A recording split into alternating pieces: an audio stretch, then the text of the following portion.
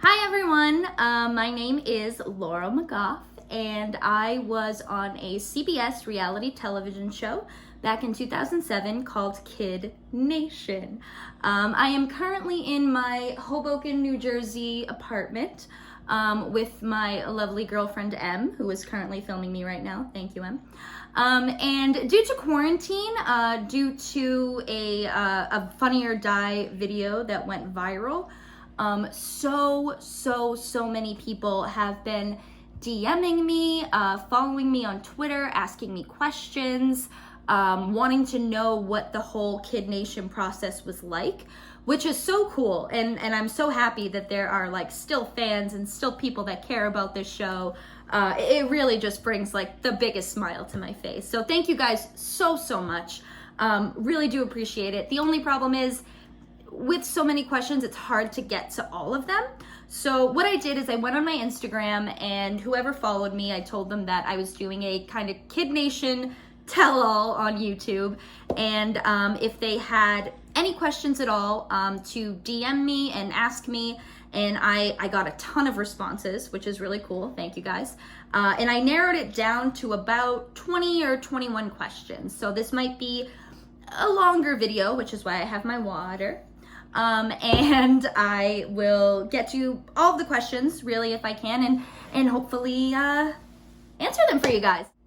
So the first question and the most common question that I get asked is obviously, how did you get on the show? Which is a really kind of interesting answer, because every single person on the show had a very different experience on how or why they got on. So the producers for CBS were looking for all types of kids. They were looking for really smart kids, really talented kids, any sort of extreme, if that makes sense. So they went across the country and they looked for kids in gifted programs at school. They looked for, super talented kids, athletes, things like that. And they sort of rounded it out from there. My experience was, I grew up acting. It was sort of my hobby when I was like 4 years old. I think I was in my first play and I absolutely loved it. And I stayed with the theater scene till now. I mean, I'm still in it. So it was really something that shaped me as who I was as a person. And my brother also, I have an older brother named Brian. He also was in the theater scene and the acting scene a little bit in Boston growing up. And he was on a PBS show called Fetch with Rough Ruffman when he was 12 years old, funny enough. And the producer from that show, one of the producers, her name was Kathy, and my mother became really good friends while my brother was filming. And I was such a ham at that age. I think I was like 9 or 10, and I would show up to set way too often, even though I, wasn't on the show, didn't need to be on the show, and I squeezed my way into 2 episodes by just showing up every single day, being like, I'm Brian's sister, like, do you guys need me for anything? And I somehow managed my way into 2 episodes, which is really funny.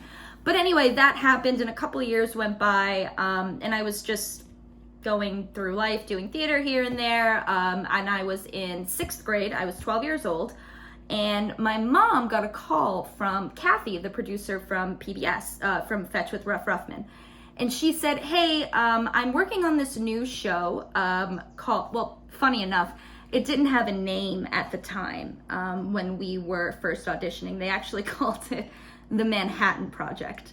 So that was the like code name of the show that CBS was putting out there for, they didn't want anybody, any news or anything like that to pick up on the name before it had actually been filmed. So they called it the Manhattan Project. And Kathy called my mom and said, hey, we're trying to round out this cast. I think I was the 39th or 40th kid cast. And they said, Kathy said, we don't have anyone from the Boston area really. And I know Laurel was interested in kind of TV, and she was, outgoing and stuff. Do you think she would want to come in for an audition? And I obviously was like, let me get my shoes on. I will be right there. And I was in 6th grade, and I went to this little studio in Boston, and there was about maybe 2 or 3 people in there with a camera, and they were just interviewing me. They were just asking me questions about who I was and what I liked to do and what I thought about certain things. And they, you know, and I was just giving my honest opinions. I wasn't being, you know, trying to be funny or anything, and they were just really laughing the whole time. And that's when I realized that I was a ballsy 12-year-old because I remember in a specific interview with one of the heads of CBS when I was 12 years old. He was a Republican, and in one of my interviews we got into a argument about the Iraq War and about the use of certain weapons, and that was one of the things that they told me got me on the show, was that I wasn't afraid at 12 years old, being a 12-year-old girl, to like really go at it and argue with this 40-year-old man who was a CBS producer. But anyway, that's neither here nor there. And that's how I got on the show. Question. Who was your best friend on the show? I had so many best friends on that show. I really did love everyone. Well, like 98% of people I really loved. But my best friends forever on the show were probably Morgan, Sophia, Michael, Kennedy, and DK. They were really like my homies. They were some of the best people I've ever met. What was your favorite showdown and what was the hardest? Can't really say I had a favorite showdown. All of them gave me extreme anxiety because I'm not a particularly athletic person. And I'm not a particularly competitive person either. So, I didn't really have a favorite. I enjoyed the one that the Green District finally won and got upper class, which was the gumball challenge. So that one was my favorite. My least favorite, hands down, without question, was the second episode, water pipe challenge. I had no idea what I was doing. Greg was like, yeah, my dad's a handyman and I go out on jobs with him all the time. So he built a toilet. And I was standing over there like, do these two go together? That one was really bad. I am not a plumber.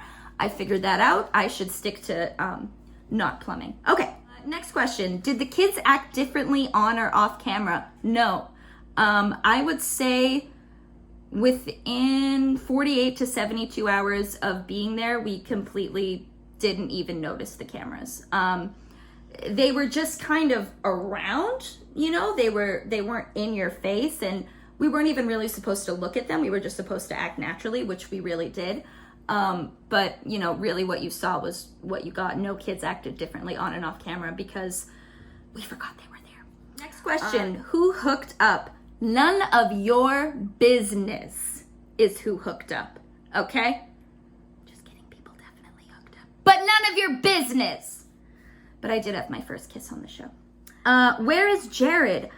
I don't know where Jared is. Sophia is in contact with Jared. I know that. But I don't have any of Jared's info, unfortunately. As much of a genius as he was and as much of a character as he was, I don't have his info, unfortunately. Next question is just talk Greg and Blaine.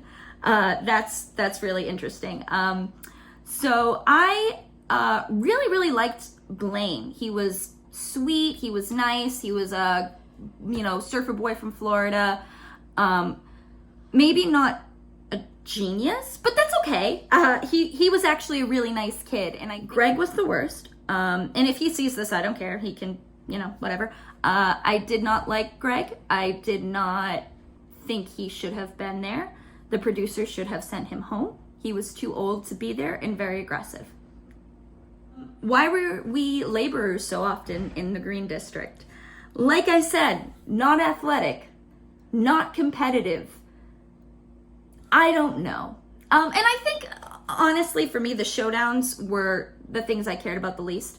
So what? You got to scrub a toilet for 20 minutes. If you lose, who cares? I was really there for the experience. Do you ever get recognized? Not anymore. I certainly got recognized when the show was on. So between the ages of 12 and 14 for me, I would get recognized sometimes. But besides that, it was on so long ago and I think I look a little bit different. So no, not so much anymore, but that's okay. Oh my God, this question. the infamous bleach scandal of did kids drink bleach? Now, this is a long answer, but I will keep it as short as possible.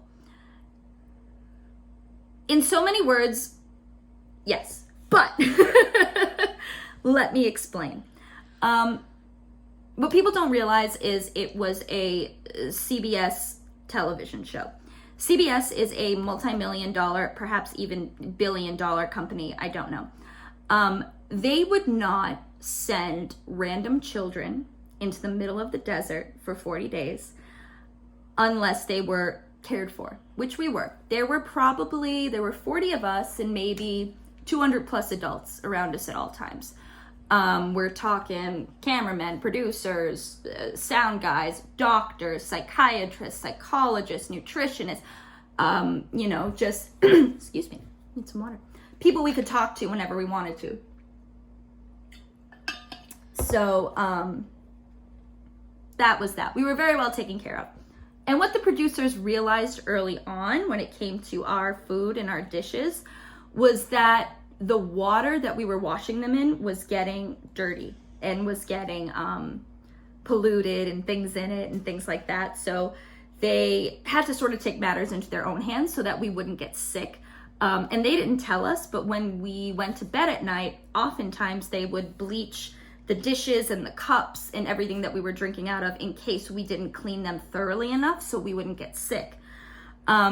And there was an issue in the saloon where some of the producers were cleaning out the mugs and putting bleach in the mugs.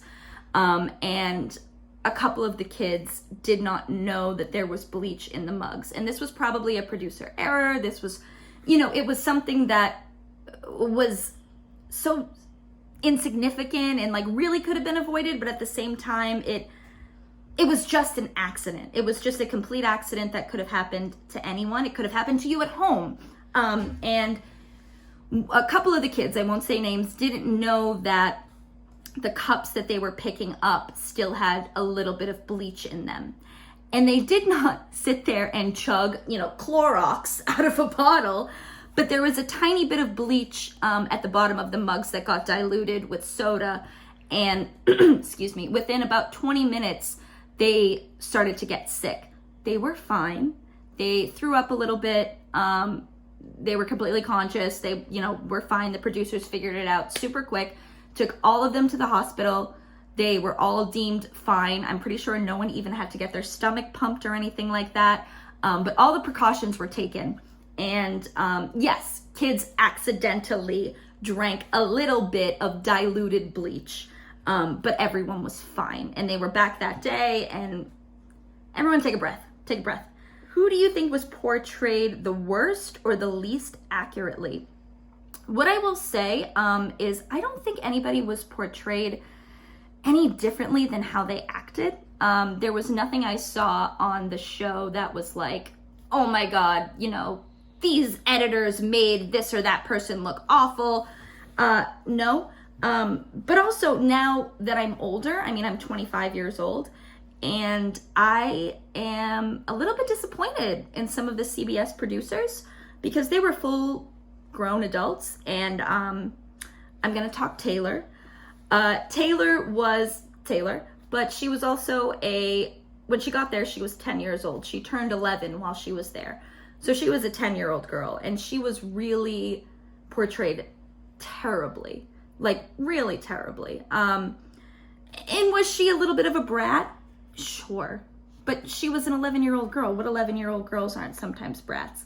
And if you asked me at 12 years old, I would have said, Taylor got what she deserved, and that's exactly who she was, and, she can't be surprised that, she came across poorly or anything like that. But now that I'm 25 and I look back on the fact that this is a kid, the producers should have been more responsible in her portrayal. My humble opinion. Question, Saloon Talk. I never had cream soda before I went to Bonanza City. And then I had cream soda in the saloon, and it was the best thing I had ever tasted. I loved the saloon. It was amazing.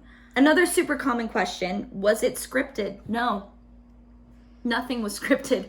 The only thing that may have been semi-scripted would be sometimes the producers would say to you on camera, like, hey, what did you think about that thing that happened? Meaning, what did you think about, Greg calling someone this, or Taylor being bratty, or Sophia, whatever. That would be the only thing that was really scripted, and that was really just to get a response out of you to keep the, show going. But no, nothing was scripted. No one ever told us what to say or how to say it or when to say it. They were really just kind of flies on the wall, which was really cool. Who do you miss? Everyone. Really everyone. It's funny, I recently, probably about a week and a half or 2 weeks ago, was sitting on the couch with my girlfriend, and we were rewatching the show. I had never showed her the whole thing, and then we finally, during quarantine, watched the whole thing. And I actually, once it ended, she can vouch for this, I got emotional, and I kind of started crying, because I will never experience that level of innocence ever again. That level of friendship, of pure, beautiful child friendship ever again in my life. So yeah, I miss everyone. Did you know about the journal? I didn't know about the journal, and people always ask, do you know that the producers were writing it? Yes, we knew the producers were writing it. We figured the pioneers of 18 whatever didn't have access to a computer with crazy font. So yes, we knew the producers were part of the journal, and we're editing it as such. So yes. Oh my God, I need to talk about this. Did my parents make me do it? No, my parents didn't want me to do it. This was during the time of, this was 2007.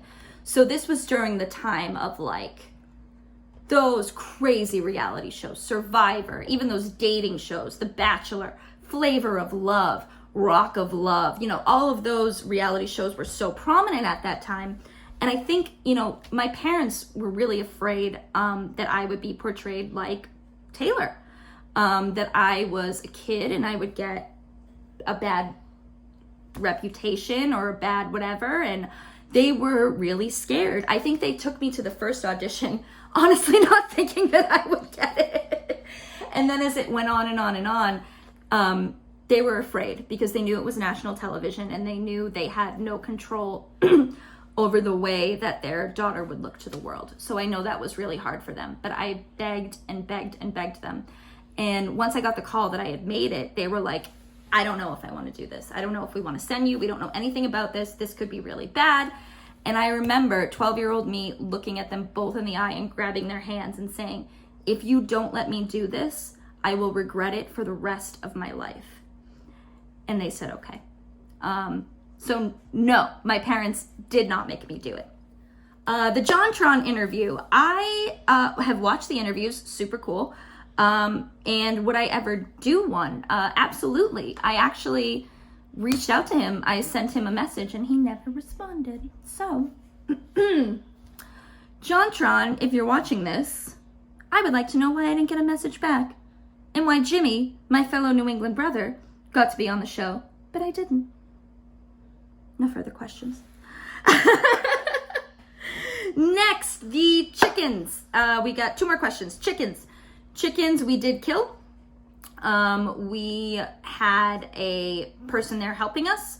We were taught how to do it, and then we went ahead and did it. Greg was a butcher, of course, because he was a butcher, he was a baker, he was a carpenter, he was a candlestick maker and a plumber all the time by the time he was 15. And Greg had killed chickens before. He had been a butcher. So Greg and the, trainer or the animal person showed us how to do it. And we practiced once off camera. And then we did it the second time on camera. And that was real. That was very real. Very safe, though. It was delicious. Very last question. Would you do it again? 1,000 times over. It was awesome. I really loved it. I made so many good friends. I learned so much about myself. I learned that I was capable of so much at such a young age. And it gave me this immense confidence that I will really never be able to recreate. Because the bottom line was I was thrown in the middle of nowhere with no electricity, no indoor plumbing, no family, and had to make all new friends at 12 years old. And I succeeded. And it makes me so proud, and it really encourages me to pay attention to the kids in this world, because you guys are way smarter than parents and adults give you credit for. So keep going. Oh my God, I've always wanted to do this. I'll link my stuff in the bio below, or in the description, whatever that is. You know how YouTubers do that? I'm gonna do that below. I will link everything, and you can follow me and ask me any more questions. So thank you if you tuned in to the Kid Nation Tell All. This is Laurel, and love you. Stay safe. Mwah.